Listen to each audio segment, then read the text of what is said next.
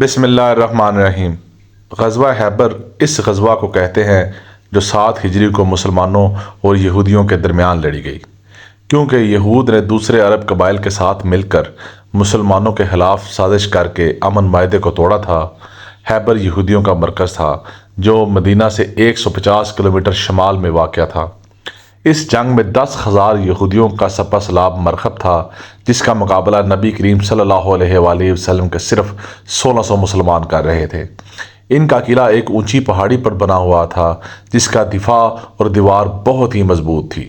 نبی کریم صلی اللہ علیہ وآلہ وسلم نے خیبر سے قبل ہی اس علاقے کے 5 یہودی قلعوں کو فتح کر لیا تھا، لیکن خیبر کا محاصرہ کئی دنوں تک کرنے کے باوجود مسلمان اسے فتح کرنے میں ناکام ہو رہے تھے۔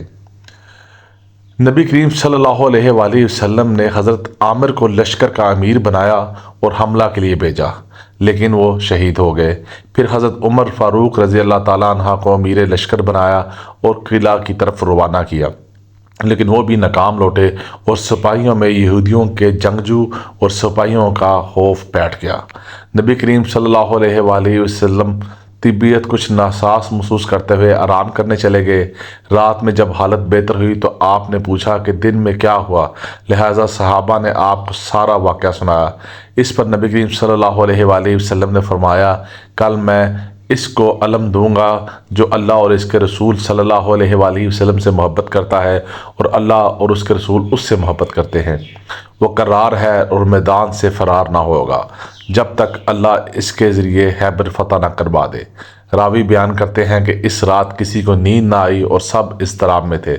صبح ہوتے ہی تمام لوگ نبی کریم صلی اللہ علیہ وآلہ وسلم کے پاس آ گئے۔ سب کی یہی خواہش تھی کہ جھنڈا ان کو ملے، لیکن نبی کریم صلی اللہ علیہ وآلہ وسلم نے پوچھا، علی کہاں ہے؟ کسی نے بتایا کہ علی کی آنکھ میں بہت تکلیف ہے، اس لیے وہ آرام کر رہے ہیں۔ نبی کریم صلی اللہ علیہ وآلہ وسلم نے حکم دیا کہ انہیں بلاؤ، لہٰذا حضرت علی تشریف لائے اور آپ صلی اللہ علیہ وآلہ وسلم نے اپنا لاب دہن حضرت علی کی آنکھ پر لگایا۔ پھر آپ نے ان کے حق میں دعا کی اور دعا کرتے ہی وہ ایسے شفا یاب ہوئے کہ گویا کبھی ان کو کوئی تکلیف ہی نہ تھی۔ آپ صلی اللہ علیہ وآلہ وسلم نے جھنڈے کو مولا علی علیہ السلام کے ہاتھ میں دیا اور نصیحت کرتے ہوئے فرمایا، اے علی، پہلے ان سے نرمی سے بات کرنا اور انہیں اسلام کی دعوت دینا۔ خدا کی قسم، اگر تمہارے ذریعہ ایک آدمی بھی ہدایت پر آ گیا تو یہ اللہ کی راہ میں ایک سرخ اونٹ صدقہ کرنے سے بھی بہتر ہے۔ جب مولا علی علیہ السلام لشکر سمیت قلعہ خیبر کے دروازے پر پہنچے تو یہودیوں کی طرف سے مرغب لڑائی کے لیے سامنے آیا اور مسلمانوں کو للکارا کہ تم میں سے کوئی ہے تو وہ میرے مقابلے پر آئے۔